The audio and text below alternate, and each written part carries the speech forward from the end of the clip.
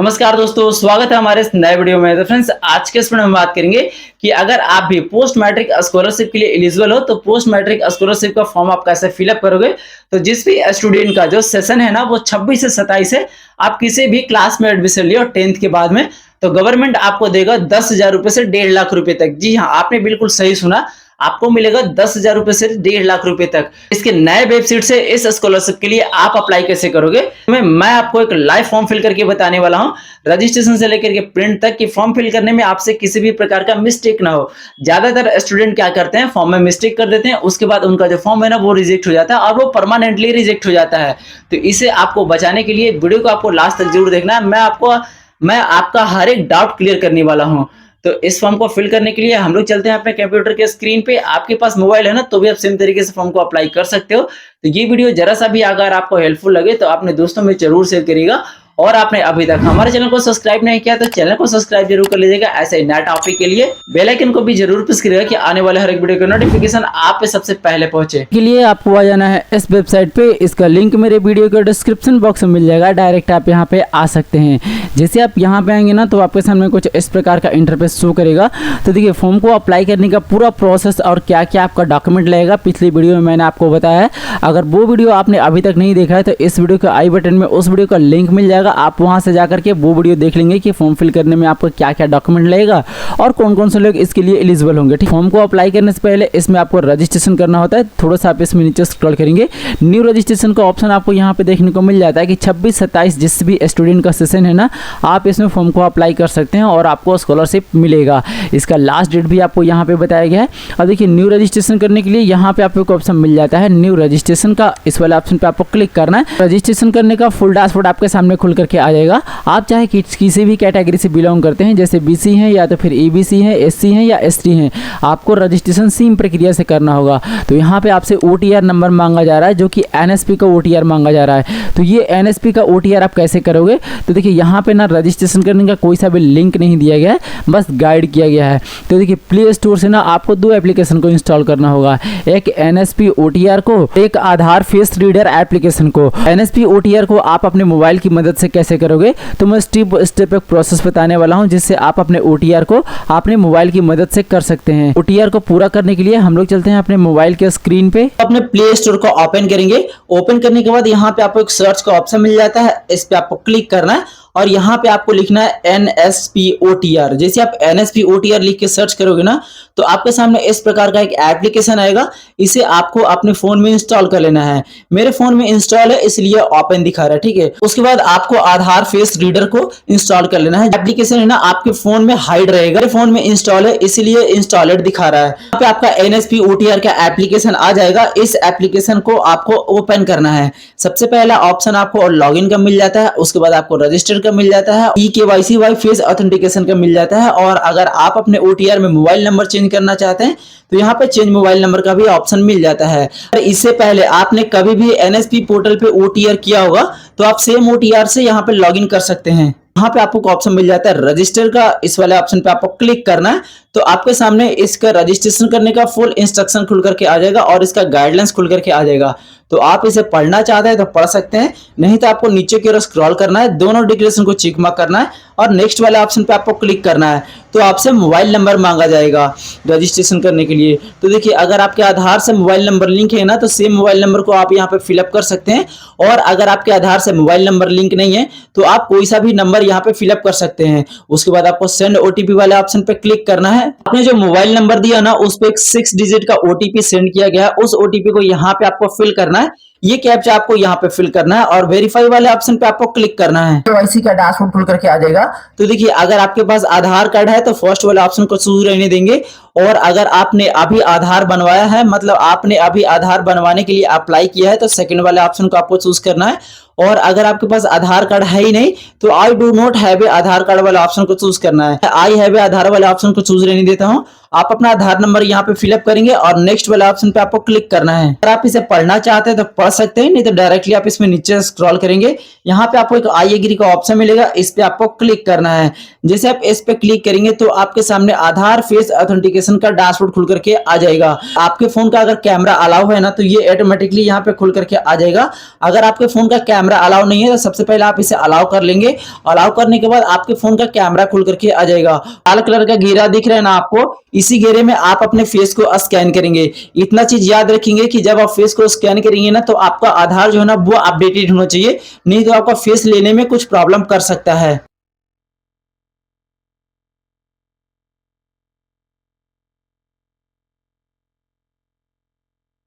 इस यहाँ पे कैप्चर कर लेगा ना, आप जिस भी बैंक से आपका आधार सीडिंग होगा वो बैंक का नेम आपका यहाँ पे आ जाएगा। मतलब यहाँ पे आपका शो करेगा एनपीसीआई मैपिंग स्टेटस। अगर आपका सक्सेसफुल रहा, एनपीसीआई से बैंक लिंक नहीं रहा तो सबसे पहले आप इसे लिंक करवा लेंगे, उसके बाद ही आप यहाँ पे रजिस्ट्रेशन करेंगे।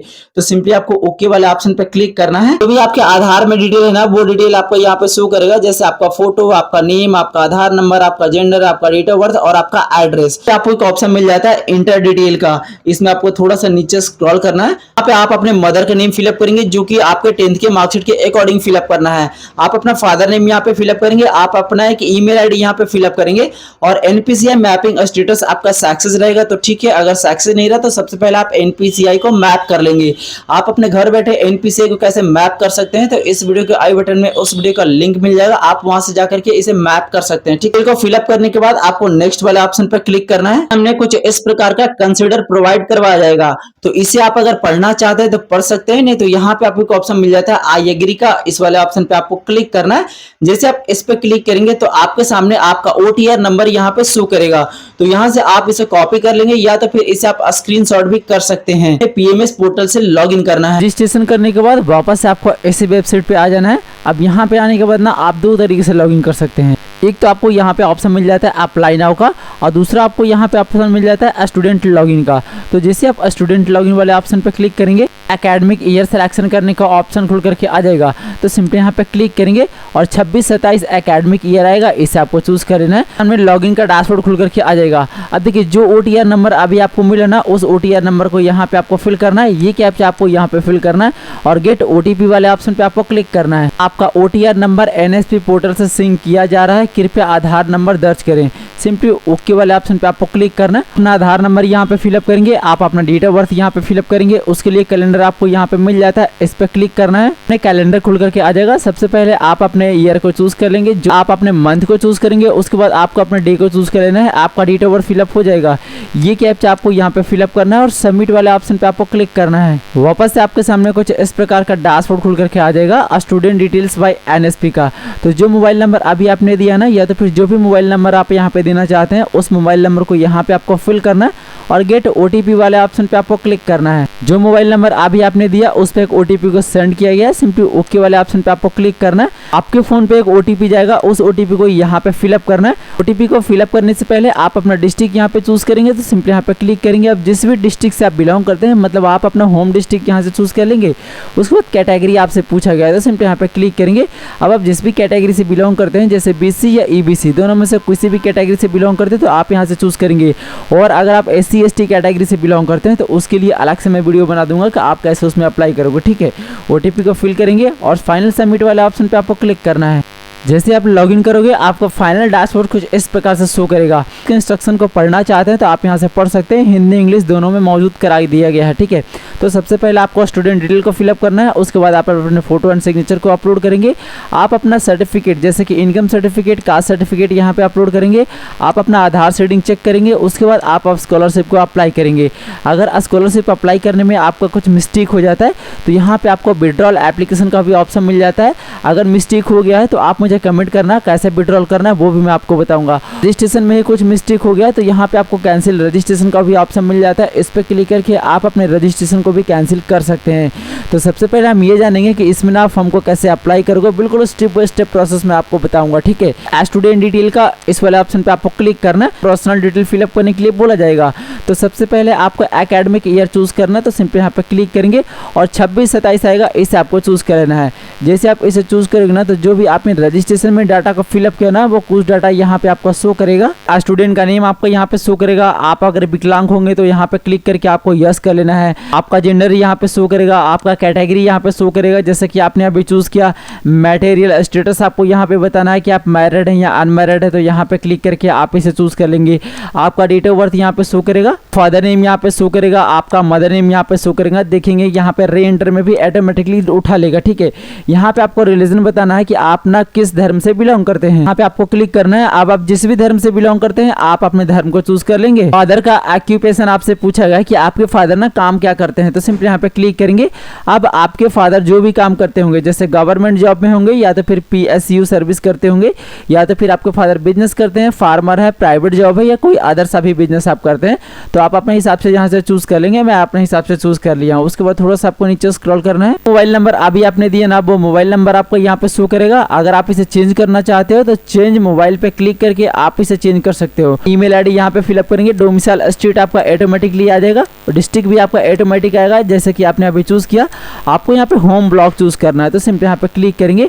अब जो भी आपको होम ब्लॉक होगा आप अपना होम ब्लॉक को चूज कर लेंगे। आप अपना करस्पॉन्डेंट एड्रेस यहाँ पे फिलअप करेंगे, मतलब आप अपने विलेज का नेम, आप अपने पोस्ट ऑफिस का नेम, आप अपने पुलिस स्टेशन का नेम यहाँ पे फिलअप करेंगे। एरिया पिन कोड आपको यहाँ पे फिल करना है। अब देखिए जो आपने करस्पॉन्डेंट एड्रेस में फिलअप किया, अगर आपका सेम परमानेंट एड्रेस रहा तो सेम एज वो वाले ऑप्शन को आपको चूज कर लेना है, ये ऑटोमेटिकली फिलअप हो जाएगा। उसके बाद आपको अपडेट वाले ऑप्शन पे क्लिक करना है। डाटा आपका सक्सेसफुली सेव कर लीजिएगा। ओके वाले ऑप्शन पे आपको क्लिक करना है, तो वापस से आपको होम डैशबोर्ड पे लेकर के आ जाएगा। अब यहाँ पे आपको एक ऑप्शन मिल जाता है अपलोड फोटो का, सिंपली इस वाले ऑप्शन पे आपको क्लिक करना है। तो आपके सामने स्टूडेंट का फोटो अपलोड करने का डैशबोर्ड खुल करके आ जाएगा। तो फोटो जो आप अपलोड करेंगे ना, उसका डायमेंशन आपको यहाँ पे दे दिया गया है। अब इस फोटो को ना आपको 50 KB से कम में अपलोड करना है, जो कि JPG या PNG किसी भी फॉर्मेट में आप इसे अपलोड कर सकते हैं। अपलोड करने के लिए चूज फाइल वाले ऑप्शन पे आपको क्लिक करना है। आपका फाइल खुल करके आ जाएगा। जहाँ पे भी आप अपना फोटो रख रखे हैं ना, वहाँ से आपको सिलेक्शन करना है और ओपन करना है। आपका फाइल नेम यहाँ पे आ जाएगा। सिंपली आपको सबमिट वाला ऑप्शन पे क्लिक करना है। आपका फोटो सक्सेसफुली अपलोड हो जाएगा। सिंपली ओके वाले ऑप्शन पे आपको क्लिक करना है। वापस आपको इसी डैशबोर्ड पे लेकर के आ जाएगा। अब जो फोटो आपने अपलोड किया वो फोटो आपको यहाँ पे शो करेगा। सिंपली आपको गो टू होम वाले ऑप्शन पे क्लिक करना है। वापस आपको होम डैशबोर्ड पे लेकर के आ जाएगा। उसके बाद आपको यहाँ पे एक ऑप्शन मिल जाता है upload income and caste certificate का, इस वाले ऑप्शन पे आपको क्लिक करना है। तो सबसे पहले आपको एकेडमिक ईयर चूज करना है, तो सिंपली यहाँ पे क्लिक करेंगे और आप अपने एकेडमिक ईयर को चूज कर लेंगे। आय प्रमाण पत्र मतलब इनकम सर्टिफिकेट का डिटेल फिलअप करना है। तो सबसे पहले आपको इशू बाय बताना है। तो आपका जो इनकम सर्टिफिकेट है ना, वो किस लेवल से इशू हुआ, तो सिंपली यहाँ पे क्लिक करेंगे। RO आएगा, RO को आपको चूज रहने देना है। इशू बाय आपसे पूछा गया है, तो सिंपली यहाँ पे क्लिक करेंगे। अब देखिए अगर आप स्टूडेंट है तो आपका तो इनकम होगा नहीं, तो आपको क्या करना है, फादर या तो फिर मदर, दोनों में से किसी को आपको चूज कर लेना है। मतलब जो भी आपके घर में काम करते हो, मतलब कमाने वाले हो, ठीक है, उसके अकॉर्डिंग आपको चूज करना है। इनकम सर्टिफिकेट नंबर जो कि BICCO ऑटोमेटिकली आएगा। 2026 भी आपका ऑटोमेटिकली आएगा। आप यहाँ पे जो भी आपका 2026 के बाद वाला है ना इनकम सर्टिफिकेट में नंबर, वो आपको यहाँ पे फिल कर लेना है। उसके बाद आपको इनकम सर्टिफिकेट यहाँ पे अपलोड करना है, जो कि 400 KB से कम में आपको करना है और PDF फॉर्मेट में करना है। उसका इशू डेट आपको यहाँ पे फिल करना है। तो यहाँ पे आपको क्लिक करना है, कैलेंडर खुल करके आ जाएगा।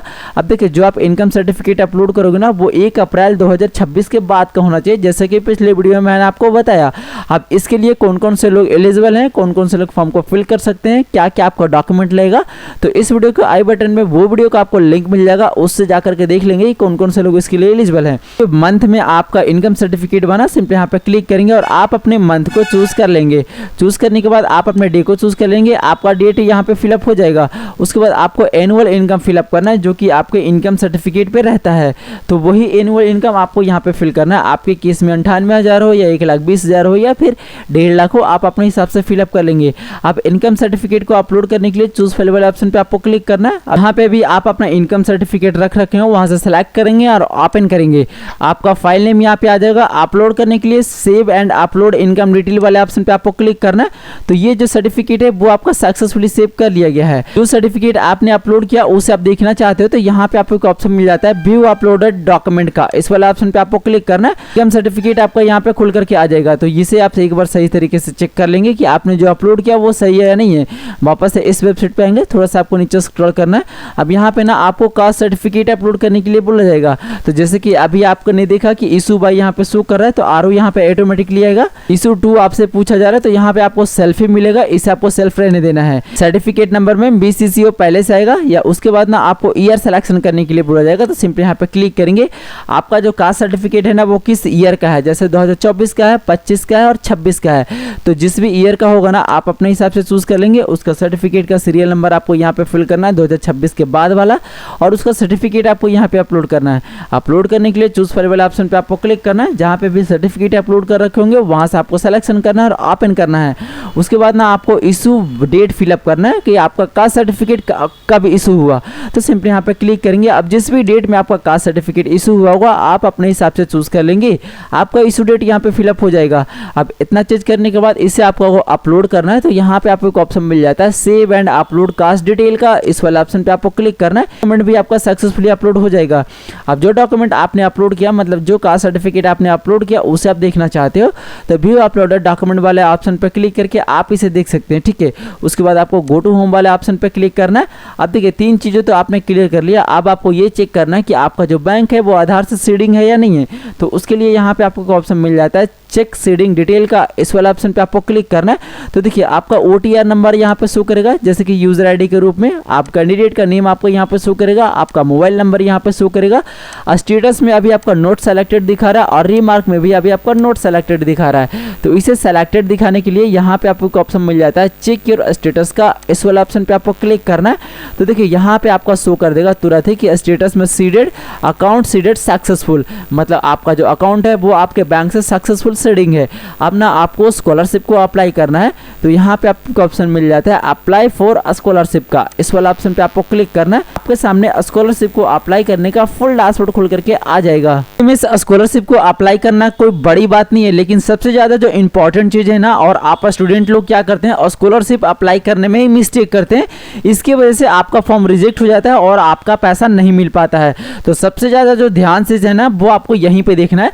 तो देखिए सबसे पहले आपको एकेडमिक ईयर पूछा जा रहा है, तो सिंपली यहाँ पे क्लिक करेंगे और 26-27 का आपको चूज कर लेना है। अब अप्लाई फॉर आपसे पूछा जा रहा था, फ्रेश आपको यहाँ पे रहने देना है, आपको रिन्यूअल नहीं करना। ठीक है, इसमें क्योंकि फ्रेश ही हमेशा अप्लाई होता है तो आपको फ्रेश रहने देना है।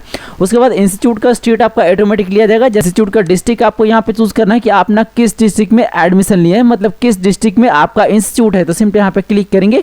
आप जिस भी डिस्ट्रिक्ट में आपका इंस्टीट्यूट है आप अपने हिसाब से अपने डिस्ट्रिक्ट को चूज कर लेंगे। उसके बाद इंस्टीट्यूट नेम आपको यहाँ पे पूछा जाएगा। जो डिस्ट्रिक्ट आपने सिलेक्शन किया, इस डिस्ट्रिक्ट में जितने भी प्रकार के इंस्टीट्यूट है सभी इंस्टीट्यूट का नाम आपको यहाँ पे देखने को मिल जाता है। तो जिस भी इंस्टीट्यूट में आपका एडमिशन है आप अपने हिसाब से अपने इंस्टीट्यूट को चूज करेंगे। तो मैं जो इस वीडियो में आपको बताने वाला हूँ कि अगर आप 11th-12th में एडमिशन लिया है, मतलब अगर आपने 2026 में 11th में एडमिशन लिया है या तो फिर 26 से 27 आपका सेकंड ईयर है, मतलब 12th का है, तो आप स्कॉलरशिप को कैसे फिलअप करोगे नेक्स्ट वीडियो में मैं आपको बताऊंगा। कि अगर आप ग्रेजुएशन कर रहे हैं और अगर आपका फर्स्ट ईयर है, सेकंड ईयर है, थर्ड ईयर है या 4 ईयर, तो उसके लिए आप कैसे अप्लाई करोगे।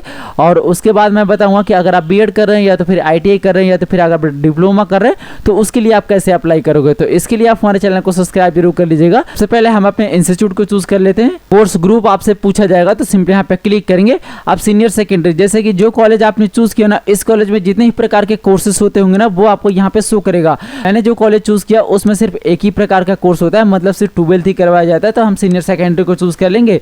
उसके बाद आपको कोर्स नेम पूछा जाएगा, तो सिंपली यहाँ पे क्लिक करेंगे।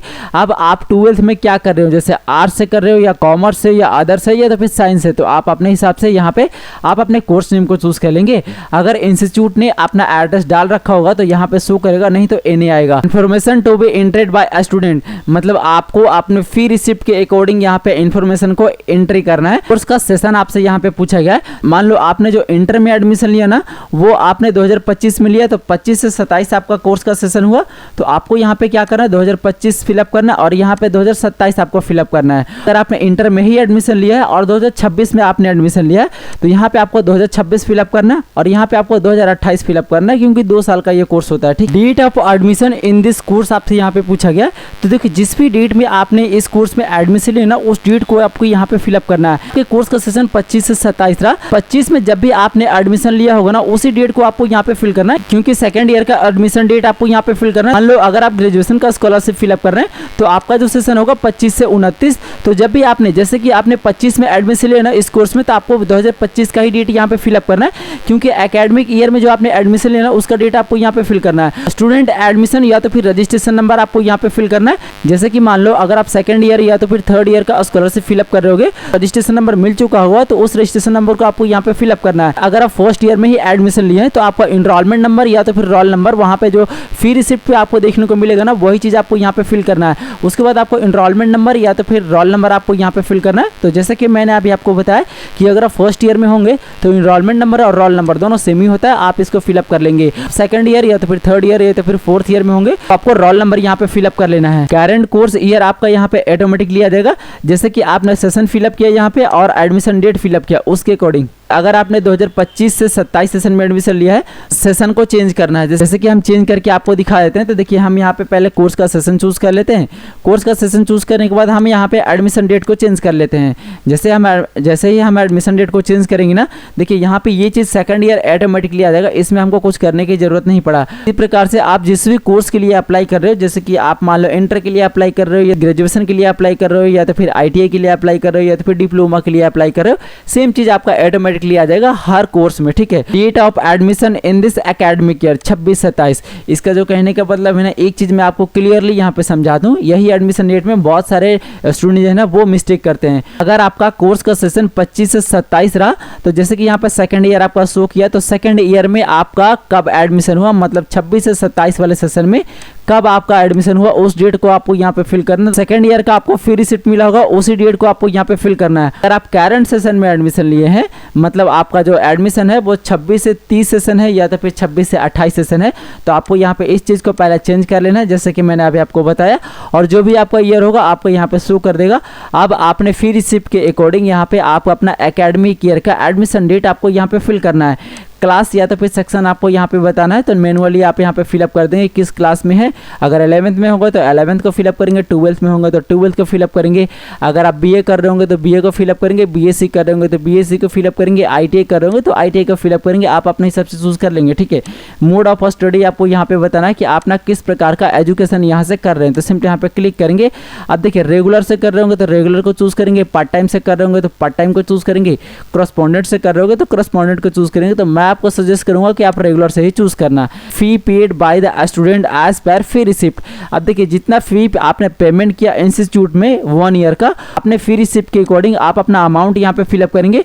उसके बाद आपसे पूछा जा रहा है कि स्टे इन इंस्टीट्यूट हॉस्टल, मतलब अगर आप इंस्टीट्यूट के हॉस्टल में ही रहते हैं तो यहाँ पे आपको क्लिक करना है और यस को चूज करना है। और अगर आप इंस्टीट्यूट के हॉस्टल में नहीं रहते हैं तो आपको नो को चूज कर लेना है। Qualified last year as per exam credit system, अगर आपने लोन लेकर के पढ़ाई किया है तो यहाँ पे क्लिक करेंगे और आपको यस को चूज करना है, नहीं तो आपको नो को चूज रहने देना है। हाउस होल्ड कैटेगरी आपसे पूछा गया है तो आपको क्या करना है, यहाँ पे क्लिक करना है। मैं आपको सजेस्ट करूंगा कि आप कोई सा भी अदर ऑप्शन को चूज नहीं करेंगे, आप पोरेस्ट को ही चूज कर लेंगे, तभी आपको स्कॉलरशिप यहाँ पे मिल पाता है। यहाँ पे आपको एक ऑप्शन मिल जाता है प्रीवियस पासिंग कोर्स डिटेल का।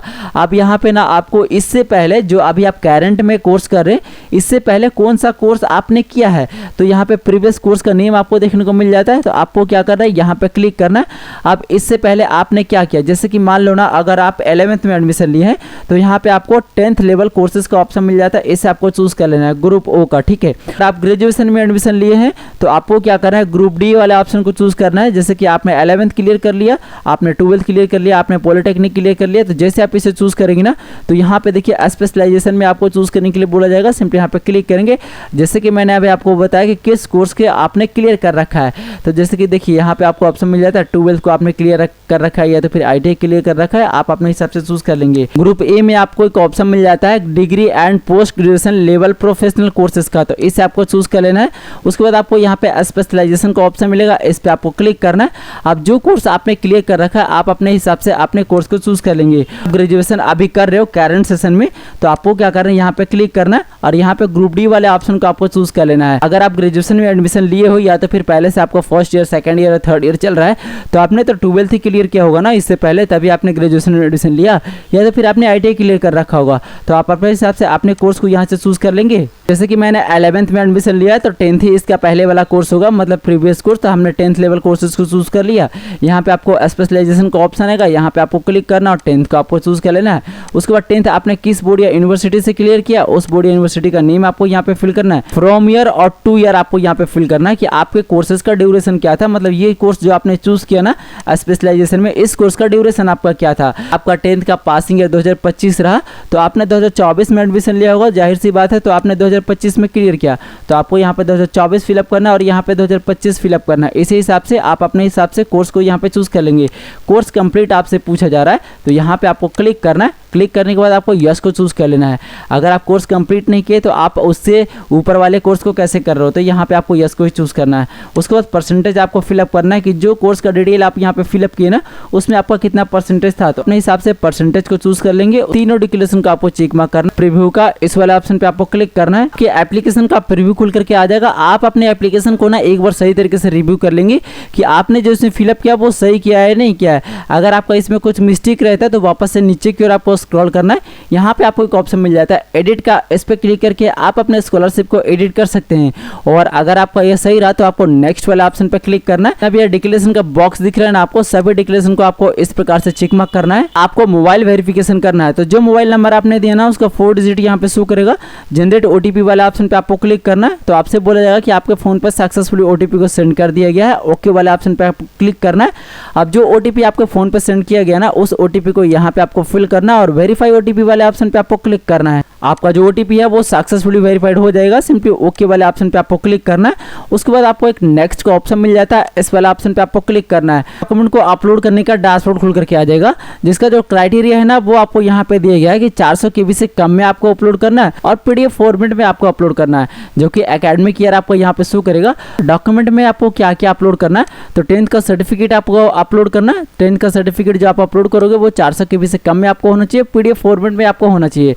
उससे पहले उसका सर्टिफिकेट नंबर आपको यहाँ पे फिल करना और उसका इशू डेट आपको यहाँ पे फिल करना है। तो कैलेंडर आपको यहाँ पे मिल जाता है, इस पे क्लिक करके आप इसका इशू डेट चूज कर लेंगे कि आपका 10th का सर्टिफिकेट कब इशू हुआ। ठीक है, लास्ट एग्जाम पासिंग मार्कशीट आपको यहाँ पे अपलोड करना है। तो देखिए एक चीज मैं आपको बता दूं कि अगर आप 11th या 12th का अप्लाई कर रहे हो तो आपको 10th का ही मार्कशीट यहाँ पे अपलोड करना है। आप BA कर रहे हैं या तो फिर BSc कर रहे हैं या तो फिर ITI कर रहे हैं या तो फिर डिप्लोमा कर रहे हैं, तो उससे पहले वाला कौन सा कोर्स आपने किया उसका मार्कशीट आपको यहाँ पे अपलोड करना है। सबसे पहले आप सर्टिफिकेट नंबर यहाँ पे फिलअप करेंगे, उसका इशू डेट आपको यहाँ पे फिल करना है। कैलेंडर आपको यहाँ पे मिल जाता है, यहाँ से आपको चूज कर लेना है। तो अपना बोनाफाइड सर्टिफिकेट यहाँ पे अपलोड करेंगे जो कि इंस्टीट्यूट से आपने बनवा के लाया होगा, जो कि 400 KB से कम में आपको करना है, PDF फॉर्मेट में आपको करना है।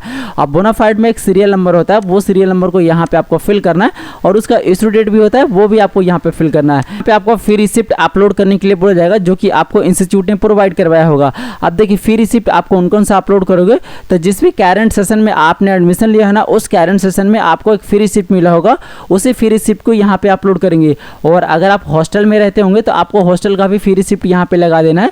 आप दोनों का फी रिसिप्ट यहाँ पे मर्ज करके आपको अपलोड करना है, जो कि PDF फॉर्मेट में आपको करना है और 400 KB से कम में आपको करना है।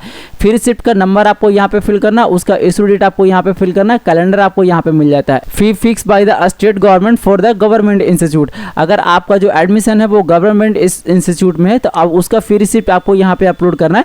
यह मैंडेटरी नहीं है, अगर आपके पास है तो आप अपलोड कर सकते हैं, नहीं तो इसको आपको खाली छोड़ देना है। अब इसे आप कैसे अपलोड करोगे, तो देखिए सबसे पहले आपका 10th का सर्टिफिकेट नंबर यहाँ पे फिलअप करना है, इशू डेट आपको यहाँ पे फिल करना है। तो कैलेंडर आपको यहाँ पे मिल जाता है, इस पे आपको क्लिक करना है। सबसे पहले पहले आप अपना ईयर को चूज़ कर लेंगे, उसके बाद आप अपने मंथ को चूज़ करेंगे, उसके बाद आपको अपना डे को चूज़ कर लेना है। अब सर्टिफिकेट को अपलोड करने के लिए यहाँ पे आपको चूज़ फाइल का ऑप्शन मिल जाता है, इस पर आपको क्लिक करना है।